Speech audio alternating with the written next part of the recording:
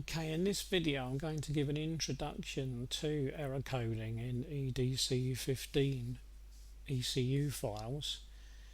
The coding basic structure, this basic structure here, seems to be fairly common through the early EDC files, in other words pre-PD, and then it followed on into the PD files but with a slight change. The change doesn't make it any more complicated apart from muddling up things so that they're a little bit more difficult to find, so they're more complicated in that sense. The basic structure seems to run like this. It seems to run with 4 8-bit potential messages followed by 8 16-bit messages, and each of those is a fault code, so you've got 8 possible fault codes. That seems to be followed by 5 messages for ambient conditions or environmental conditions. In other words, they give you information about the codes when they are represented on a tester in a readout, and then these are followed by debounce counters, and these seem to be arranged in blocks of 3. So there's one debounce counter, and then there's a second debounce counter, and there's a third, and so on. You need a debounce counter for every fault code. So if you've got 0, 1, 2 to 7, so you've got 8, then you will need 8 of these. The designers have saved space in the file though, because what they tend to do is leave out any debounce counter information that would automatically be 0 because there was no fault code in the first place. So to take that to a real life example, what we've got here is 8 codes, 0 to 7, 0, 1, 2 and 3 are not set, so they're 0. 4 and 5 are set, so they've got a value. 6 and 7 are not set, they are 0. And so at the end of this little block there is only this debounce counter section and that one. In other words, we've got this one to go with that fault code, and we've got this one to go with that fault code, and the others have been left off. This does cause some confusion when people look at files, because it means files for each individual bit, and this is for the EGR, may be different sizes, because obviously if there are only 2 codes here, then this file part will be that length because it's only got 2 debounce counter cycles on the end of it. If I were looking at another section of file when it had 3, so 3 codes in it, there will be 3 of these blocks, so there will be another one there with more numbers. And of course if it had 4, then there would be a 4th, and so on. This means that you can't just arrange the file in front of you and look at, let's say, an EGR block, and then underneath look at a speed sensor block, and underneath that a temperature sensor block, because they might be different sizes. So it's not easy to look at them all as one big block of information, because they will start in different points and finish at different points. So that's something to bear in mind. Now, what does some of this information mean? Well, if you look up 19587, you'll find that that's the equivalent of P3131, which is the EGR system regulation range not reached.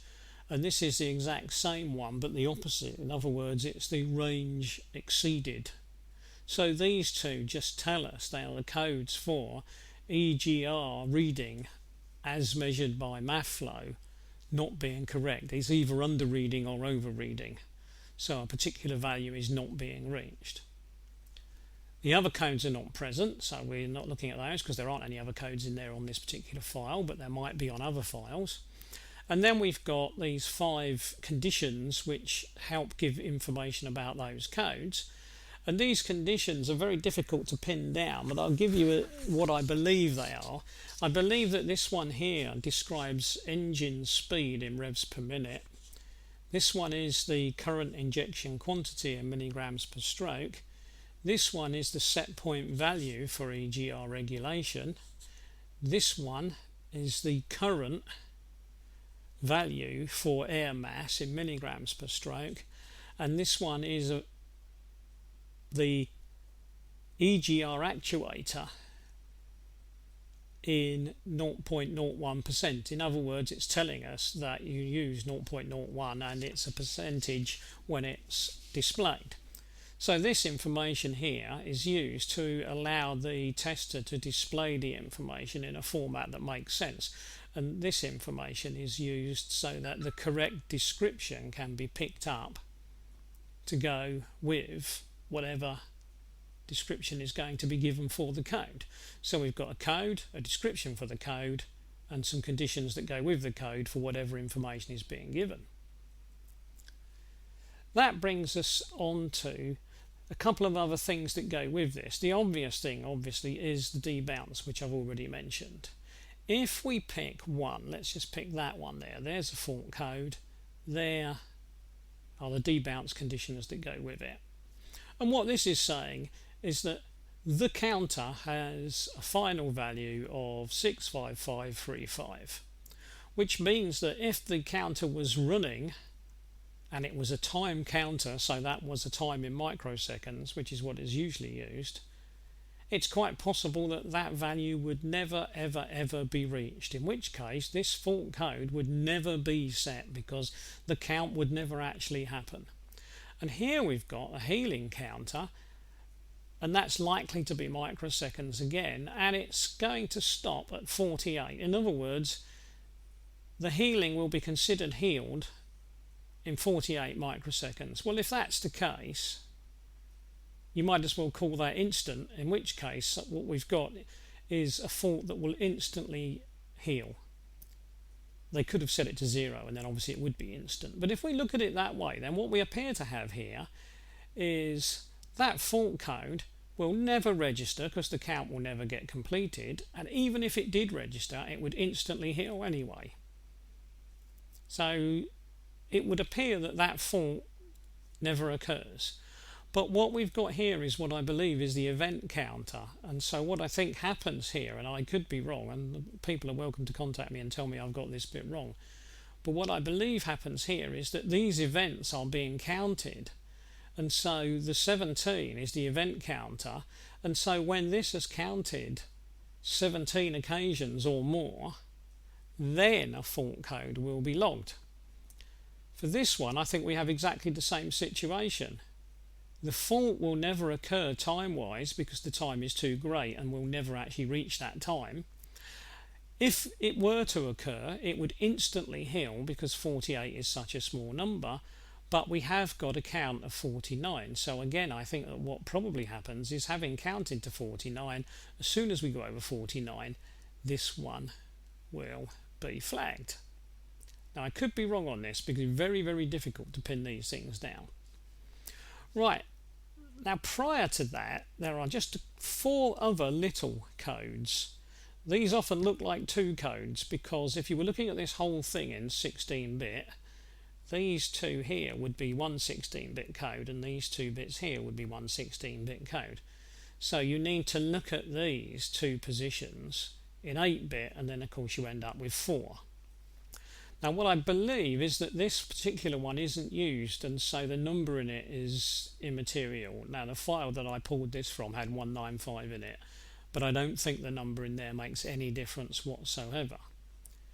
These 2 numbers here are for counting, and they are when the start count for faults should start counting and when the start count for healing should start counting. I'm not 100% sure, but I assume that those are for these 2 here, but they might actually be usable for all of this. I'm not 100% sure. Here we have got what's sometimes called the priority. It's a mixture of priority and readiness. It gives a clue as to how important the ECU memory should consider the fault that's arisen. Generally has the number 0 to 7, 0 being the least important and 3 being the most, but again, some ECUs use slightly different numbers, but these early ones seem to use 0 to 3 as a guide, and so 3 would be the most important. 4, 5, 6 and 7 give more information about the priority of the fault, but don't seem to actually increase the priority of the fault. So it seems that once you get past a certain point, the priority is considered top priority anyway, and that appears to be 3.